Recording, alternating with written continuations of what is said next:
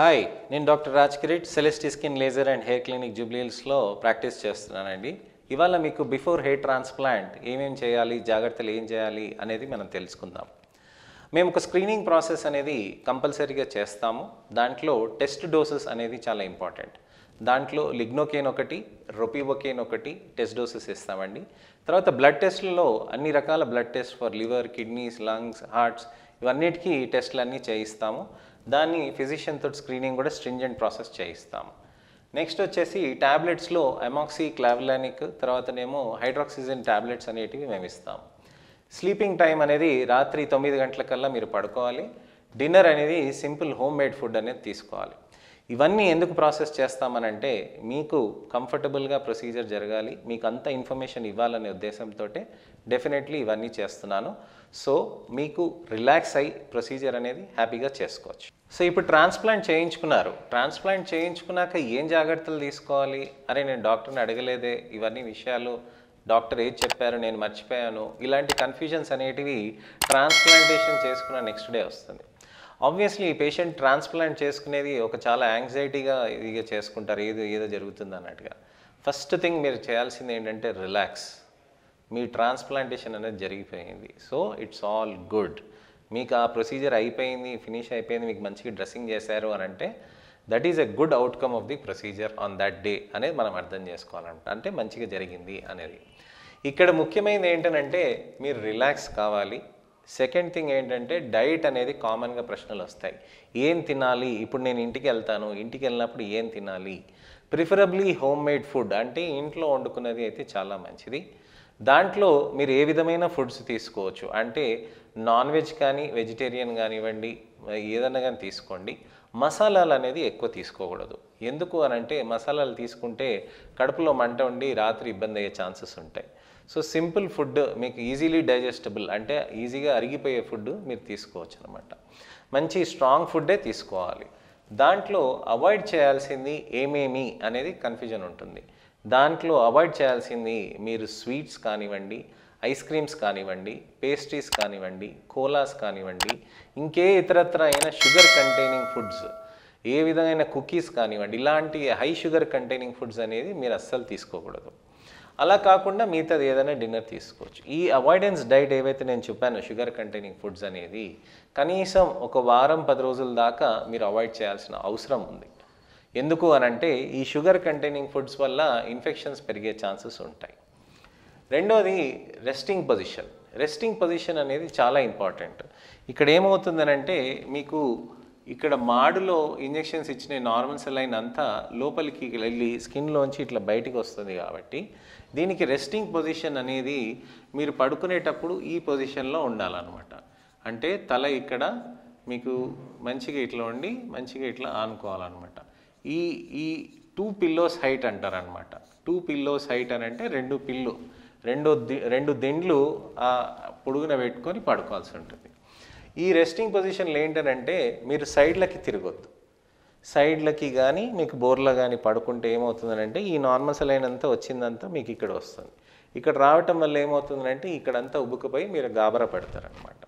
So ఆ swelling రాకుండా ఉండాలంటే ఈ రెస్టింగ్ పొజిషన్ అనేది మీరు పాటించాలి. నాలుగోది ఏంటంటే స్లీప్. నిద్ర మంచిగా హ్యాపీగా నిద్రపోండి, ఏం వరి కావాల్సిన అవసరం లేదు.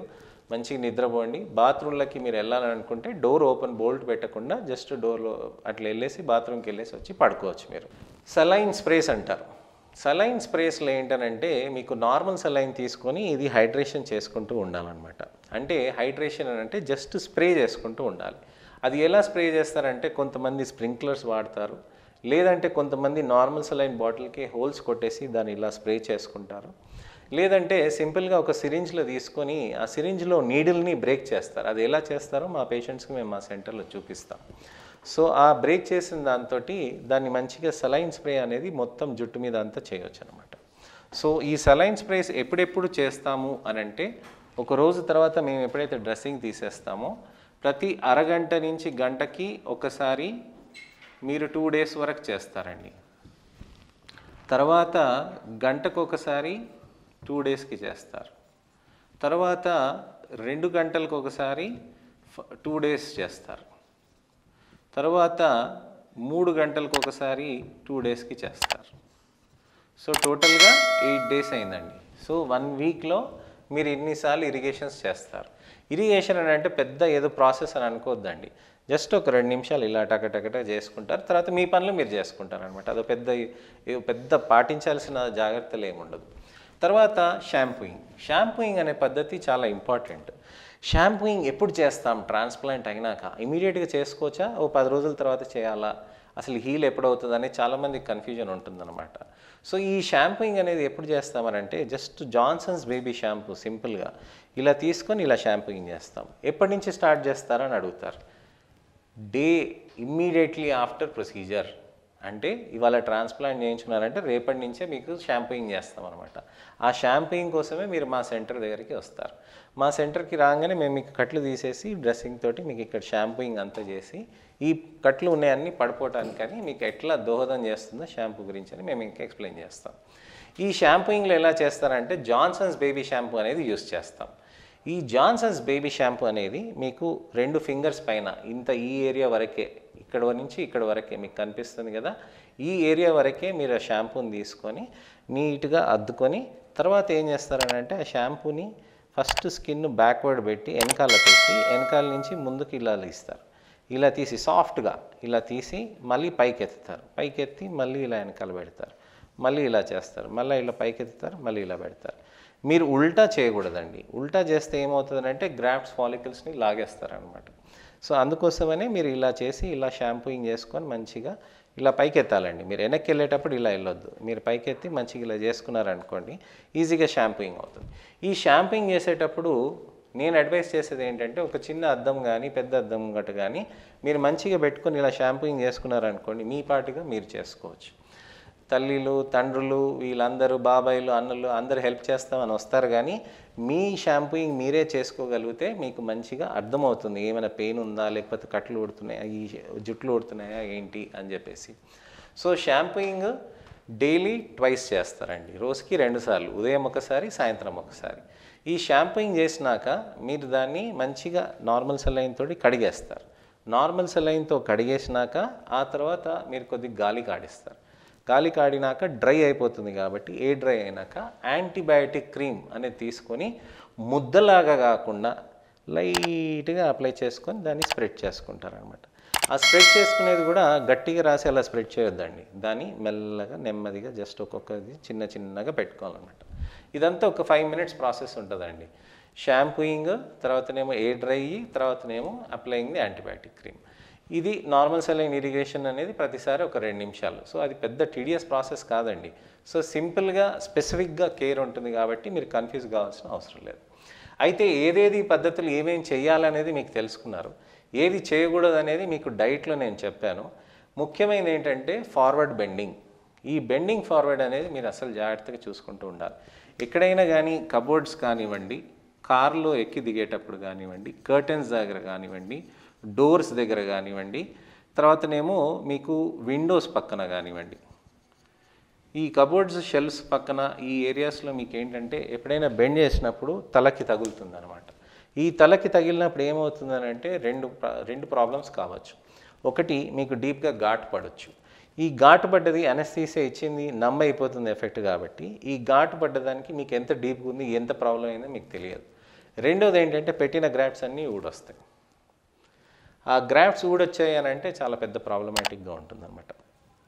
సో అందుకోసమని ఆ గ్రాఫ్ట్స్ని మళ్ళీ మీరు జాగ్రత్త పడాలి కాబట్టి మీరు బెండింగ్ ఫార్వర్డ్ అనేది అస్సలు చేయకూడదు అనమాట. సో బెండింగ్ ఫార్వర్డ్ అనేది మీకు ఎందుకు చేయకూడదు అని అంటే మీకు ఇదంతా చెప్పాను.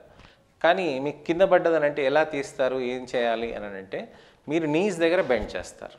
మీరు ఇలా బెండ్ కారు, మీరు నీస్ దగ్గర బెండ్ చేసి తీసుకుంటారు. అప్పుడు ఏమవుతుందని అంటే మీరు కింద పడకుండా మంచిగా దెబ్బలు తగలకుండా హ్యాపీగా తీసుకుంటారు.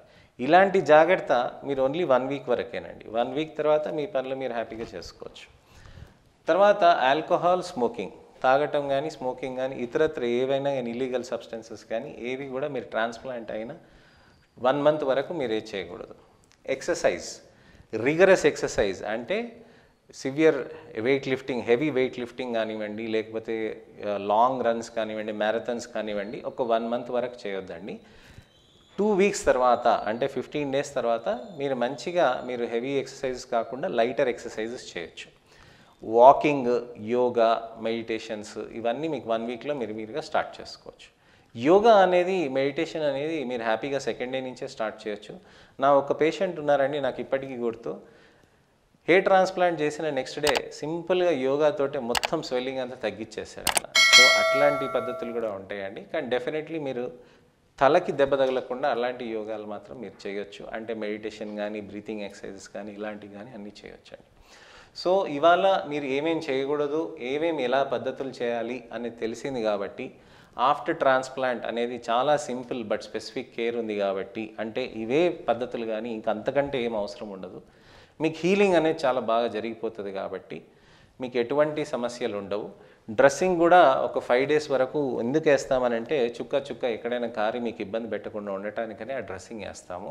అది కూడా ఇక్కడి నుంచి ఇక్కడే వేస్తాం కాబట్టి డెఫినెట్లీ మీకు ఏ ప్రాబ్లం లేకుండా ఉంటుంది.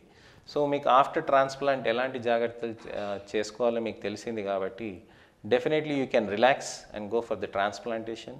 మీకు ట్రాన్స్ప్లాంటేషన్ అయిపోయిందనంటే మళ్ళీ ఈ వీడియో చూసుకొని ఎన్ని డౌట్స్ ఉన్నా కానీ మీరు క్లారిఫై చేసుకోవచ్చు. అప్పటికీ డౌట్ ఉన్నా కానీ మాకు ఎప్పుడైనా కాల్ చేయండి, మెసేజ్ చేయండి, నేను will reach out to you. నేను మీ doctor Raj Kireet, Celesti skin laser and hair centre Jubilee Hills హైదరాబాద్లో chief dermatologist and hair transplant సర్జన్గా ప్రాక్టీస్ చేస్తున్నాను.